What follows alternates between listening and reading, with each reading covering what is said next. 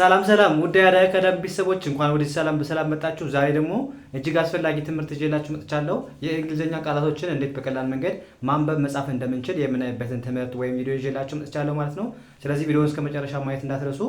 እንዲሁም ኦንላይን ለማለት ፈልጉ ቤተሰቦች በማንኛውም ሰዓት በመደወል አማርኛ፣ እንግሊዝኛ፣ ሂሳብ እንዲሁም ሌሎችን ትምህርት እያስተማርን ስለምንገኝ በፈለጋ ሰዓት ደውላችሁ መማር መከታተል ትችላላችሁ ማለት ነው። አሁን ቀጥታ ወደ ትምህርቱ እንሄዳለን ማለት ነው። እንግዲህ በደንብ እንዴት ማንበብ እንደምንችልና ትርጉማቸውን እንዴት ማወቅ እንደምንችል እጅግ አስፈላጊ ቃላቶች ሁሌ የምንጠቀማቸው ቃላቶች ስለሆኑ በደንብ እናያቸዋለን ማለት ትርጉማቸውንም እንዴት ማንበብ እንደምንችልም አብረን እናያቸዋለን። ስለዚህ ቪዲዮውን በድጋሚ እስከ መጨረሻ ማየት እንዳትረሱ ማለት ነው።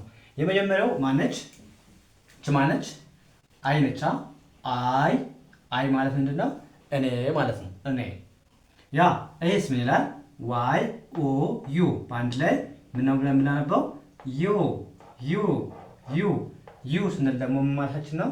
አንተ ወይም አንቺ ለማለት ስንፈልግ ዩ እንላለን ማለት ነው። አንተ አንቺ ለማለት ሲፈልጉ ማለት ነው ለሁለቱ። ያ ኤስ ምን ይላል? ኤች ኢ ሄ ምንድነው? እሱ ለማለት ስንፈልግ ሄ እሱ እንደዚህ ነው። እሱ እንደዚህ ሂ ኢዝ ብለን የሆነውን ነገር መግለጽ ይቻላል ማለት ነው። ሂ ማለት እሱ ማለት ነው። ያ ኤስ ደግሞ ምን ይላል? ኤስ ኤች ኢ ሺ ስንል ደግሞ ምን ማለታችን ነው? እሷ ማለት ነው። እሷ ይሄኛውስ ደብሊው ኢ በአንድ ላይ ስናነባቸው ዊ ብለን ማንበብ። ዊ ማለት ደግሞ ማለት ነው እኛ ስንል ደግሞ ምናለን? ዊ እንላለን ማለት ነው። ዊ ኤስ ቲ ኤች ኢን ደ ለማንበብ ዋይን ይ ዳይ ማለት ምንድነው? እነሱ ማለት ስንፈልግ ደግሞ ዳይ እንላለን ማለት ነው። ዊ እኛ፣ ዳይ ማለት ደግሞ እነሱ ማለት ነው። እነሱ አይስ አይቲን ባንድ ላይ ኢት ብለን ማንበብ። አይቲን ኢት ብለን ማንበብ። ኢት ማለት ደግሞ ምንድነው? እሷ፣ ይህ። ለምንድነው የምንጠቀመው ግን? ለነገሮች ነው። እሺ ለሰው አይደለም። ለሰው እሷ ሳይሆን ለነገሮቹ እሱ፣ ይህ ለማለት ስንፈልግ ምን እንላለን? ኤት እንጠቀማለን ማለት ነው። ለነገሮቹ ነው እንጂ ለሰው አይጠቀምም ማለት ነው። ያ እዚህ ጋር ቲኤችአይ እንደምናነበው ዲ ብለን ማንበብ። ዲ ኤስ ዲስ ምንድነው? ይህ ማለት ስንፈልግ ደግሞ ዲስ እንላለን ማለት ነው። ዲስ። ያ ኤስ ቲኤችኤን ዳ ብለን ማንበብ። ት ብለን ማንበብ። ዳት ምንድነው? ዳት ያ ወይም ያች። ዳት ስንል ያ ወይም ያች ለማለት ስንል ዳት እንላለን ማለት ነው። ዳት ያ። ወደዚህ ስንሄድስ ምን እንላለን? እንዴት እናንብበው? ቲኤችኦን እንደማንበብ ነው። ዶ ብለን ማንበብ። ዶ ኤስኤን ዶስ ማለት ምንድነው? እነዚያ ለማለት ስንፈልግ ዶስ እንላለን ማለት ነው። ዶስ አይስ። አሁንም ቲኤችኤ እንደማንበብ ነው። ደ ለማንበብ ደ ኤስን ለማንበብ ደስ ምን ማለት ነው? እነዚህ ለማለት ስንፈልግ ደግሞ ምናለን? ደስ እንላለን ማለት ነው። ደስ ሁለት ወይም ከዛ በላይ ከሆኑ እነዚህ ለማለት ስንፈልግ ደስ እንጠቀማለን ማለት ነው። ደስ ዋይን እንደማንበብ የኤስን ለማንበብ የስ እንደምታውቁት አዎ ማለት ነው። አዎ። ይሄኛውስ ኖ ደግሞ ምንድነው? አይደለም፣ አይሆንም ለማለት ስንፈልግ ኖ እንላለን ማለት ነው። ኖ። ያ እዚህ ጋር ፔን እንደማንበብ እንደ ፕ ኤልኤን ብለን ማንበብ። ኤስን ፕሊዝ ምን ማለት ነው?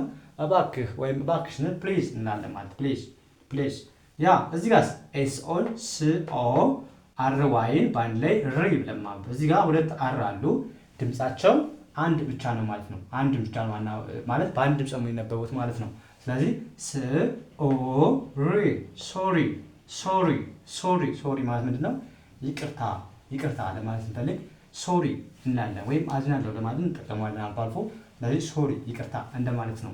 እዚህ ጋርስ አሁንም ዳብሊው ኦ እንደማንበብ ኦ አረን ር ኬን ክ ወርክ ምንድነው? ስራ ማለት ነው። ስራ ወርክ ስንል ስራ ማለታችን ነው። ስራ። እዚህ ጋር ኤልኦን ልአ ቪኢን ላብ ማለት ምንድነው? ፍቅር ማለት ነው። ላብ። እዚህ ጋር ኤችኤን እንደማንበብ ነው። ኤችኤን እንደ ሃ ማንበብ። ፒ ዋይን በአንድ ላይ ሁለቱ ፒ በአንድ ድምፅ የምታነቡት ብያቸዋለሁ። ስለዚህ ኤችኤን ሀ ብለን ማንበብ፣ ፒ ዋይን ፒ ብለን ማንበብ፣ ሃፒ አለን ማለት ነው። ሃፒ ማለት ምንድን ነው? ደስተኛ ማለት ስፈልግ ሃፒ እንላለን ማለት ነው። ሃፒ ደስተኛ። እዚህ ጋርስ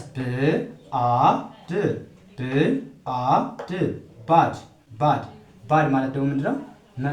መጥፎ ለማለት ስፈልግ ባድ እንላለን። ባድ ማለት መጥፎ ወይም አስቸጋሪ ለማለት ባድ እንላለን ማለት ነው። ብአድ አያችሁ፣ በቀላሉ ሁልጊዜ የምንጠቀማቸው ቃላት ናቸው። እነዚህ ማንበብ ትችላላችሁ ማለት ነው።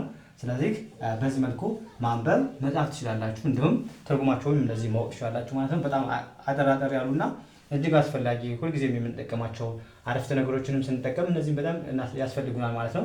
ስለዚህ እነዚህም አሪፍ ቃላቶችን አይተናል ማለት ነው። ቀጣይ ደግሞ ሌሎችንም ቃላቶች እንደዚህ ማንበብ መጻፍ እንደምንችል እናያለን ማለት ነው። ስለዚህ ዛሬም እነዚህ የተለያዩ ቃላቶችን ሁልጊዜ የምንጠቀማቸውን ቃላቶች እንዴት ማንበብ እንደምንችል እንዲሁም ትርጉማቸውን እንዴት ማወቅ እንደቻለን በደንብ አይተናል ማለት ነው። ስለዚህ እናንተም ፕራክቲስ አድርጉ። እንግሊዝኛ ፕራክቲስ ያስፈልጋልና ፕራክቲስ ታነቡ። ፕራክቲስ ልምምድ ያስፈልጋል ማለት ነው። ልምምድ ካደረጋችሁ በእርግጠኝነት በአጭር ቀን ውስጥ እንግሊዝኛችሁ ይሻሻላል፣ አሪፍ ለውጥ ይኖራችኋል ማለት ነው። በቀላሉ ማንበብ፣ በቀላሉ መጻፍ፣ ማናገር ትችላላችሁ ማለት ነው። ስለዚህ ሁሌም የምንለቃቸው ቪዲዮዎች ሳሰላችሁ ማየትና መከታተል ይኖርባችኋል እና እንደነገርኳችሁ ደግሞ ኦንላይን ለመማር የምትፈልጉ ቤተሰቦች በማንኛውም ሰዓት በመደወል አማርኛም ሆነ እንግሊዝኛ፣ ሂሳብ እንዲሁም ሌሎችን ትምህርት እያስተማረ ስለምንገኝ በፈለጋ ሰዓት ደውላችሁ ቪዲዮ ላይ በማስቀምጠው ቁጥር በማንኛውም ሰዓት ባላችሁበት ሆናችሁ መማር መከታተል ትችላላችሁ ማለት ነው። ስለዚህ የዛሬ ክላሳችንን ይመስል ነበር። ቀጣይ በሌላ ትምህርት እስከምንገናኝ መልካም የተመኘሁላችሁ። ሰላማችሁ ብዝት ይበልልኝ። ሰላም ሁኑ።